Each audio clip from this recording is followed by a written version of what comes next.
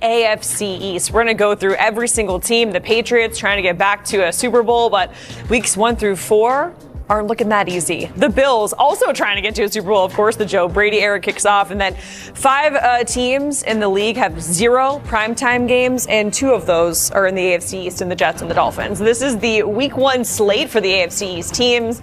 The Patriots and the Seahawks. We get that rematch we've been waiting for. The Jets and the Titans, a Robert Saleh revenge game on CBS, if you will. The Bills and the Texans also on CBS, and then the Dolphins and the Raiders.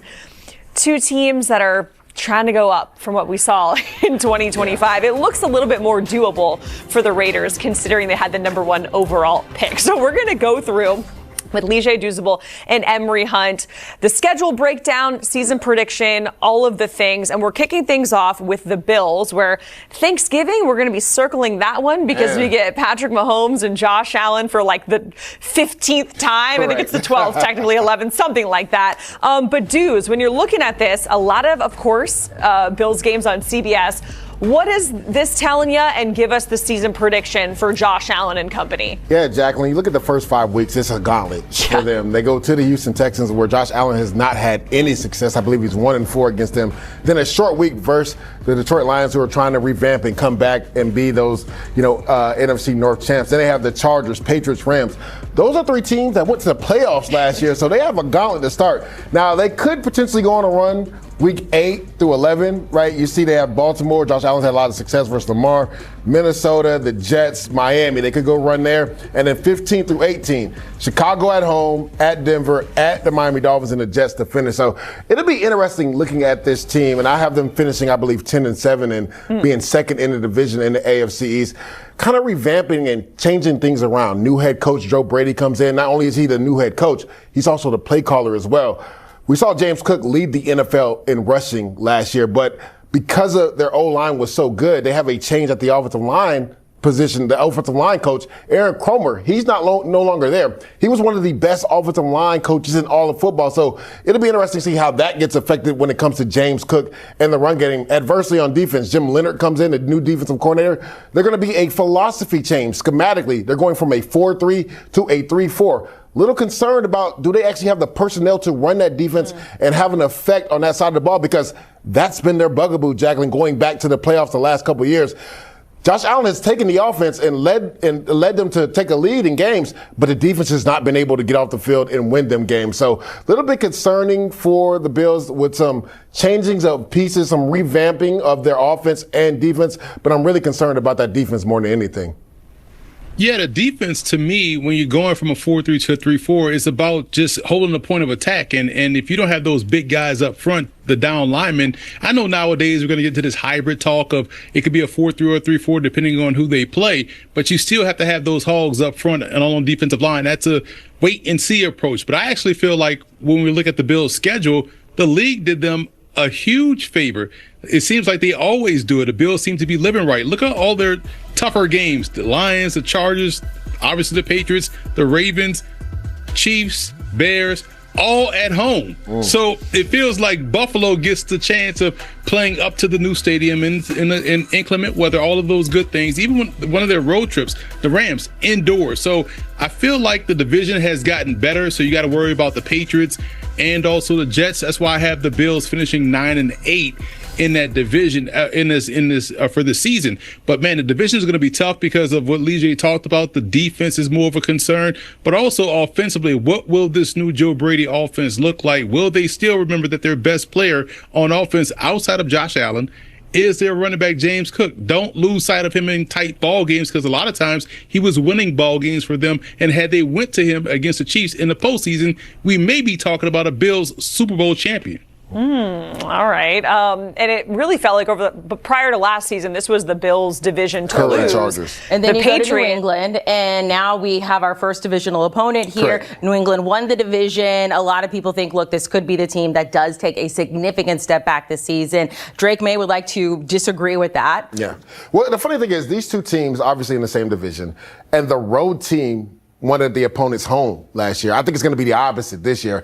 I believe at home, Josh Allen and the Bills take care of business versus the New England Patriots, and they win that game. But you talked about it, man, like the first 4 games, and we haven't even got to week 5, right? Playoff team, was a playoff team the year before, playoff team. And now we have the LA Rams on the road in California. Who are the favorite to win the Super Bowl Correct. this season. And you're going there already starting 2-2. So by week 5, do they have a losing record?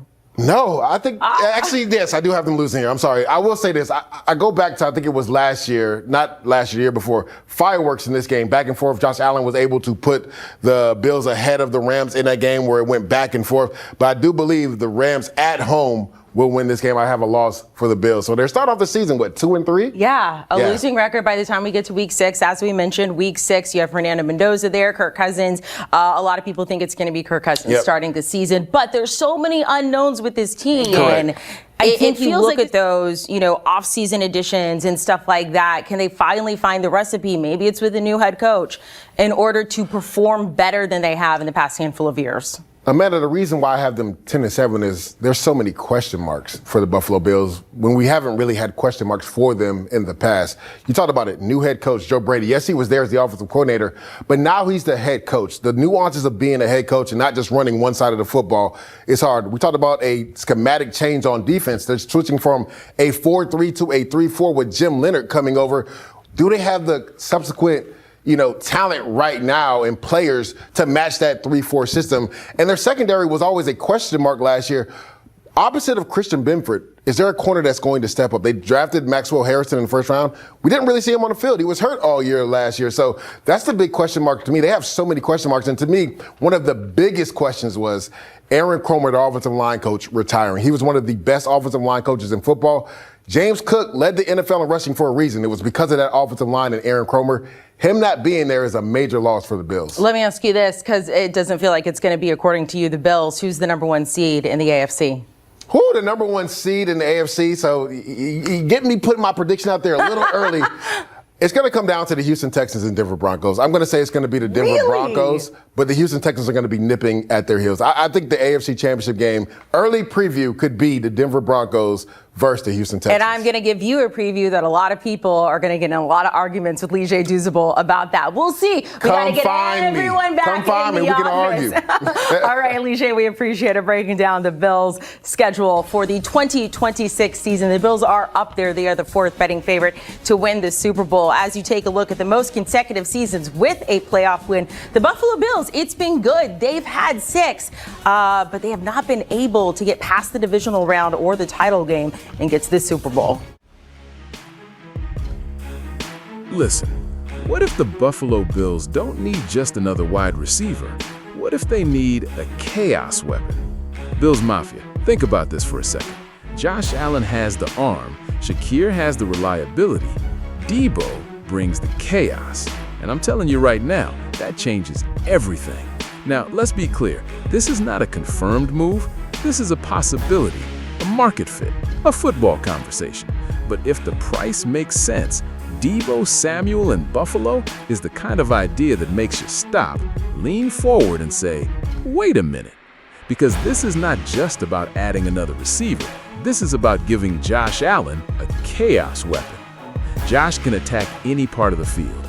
Deep shots, sideline lasers, off-platform throws, red zone power, designed runs, broken plays. He can do all of it.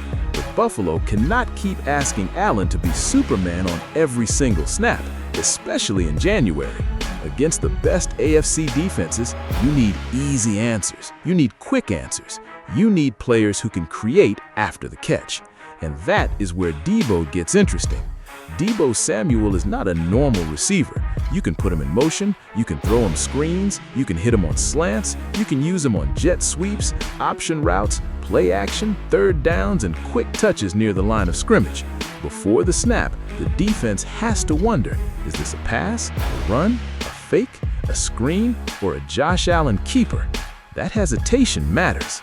A 5-yard throw to Deebo Samuel can turn into 25 before the defense even knows what happened. Khalil Shakir gives Buffalo trust. He gives Josh timing, toughness, and consistency over the middle. He's the reliable piece, the guy who keeps the offense on schedule. But Deebo would bring something different. Violence, unpredictability, yards after the catch, broken tackles, bad angles, stress. Buffalo does not need predictable. Buffalo needs violent, creative, uncomfortable football. And in the AFC playoffs, that kind of weapon matters. Sometimes the deep ball is taken away. Sometimes the pass rush is winning. Sometimes the weather is ugly. Sometimes you need a quick throw that becomes an explosive play because one defender misses and the whole defense is suddenly chasing. Deebo is the kind of player who makes linebackers hesitate and defensive coordinators lose sleep. Now imagine Joe Brady using that with Josh Allen. Motion Deebo across the formation, fake the jet sweep, hit Shakir underneath, run play action, let Josh read one defender and make him wrong no matter what he chooses. That is stressful football. That is playoff football. That is the kind of football that can travel through January. But the price has to be right. Buffalo cannot chase a big name just to win headlines. Brandon Beane has to be smart. Sean McDermott has to know the role. Joe Brady has to have a real plan. If Deebo comes to Buffalo, you use him like Deebo. Move him around, get him the ball quickly, make defenses tackle, make them communicate, make them uncomfortable. Josh Allen has the arm, Shakir has the reliability, Deebo brings the chaos. Bills Mafia, this is not just a fun idea. This is the kind of move that could change the texture of the offense. Deebo would not need to be the #1 receiver. He would not need 100 catches.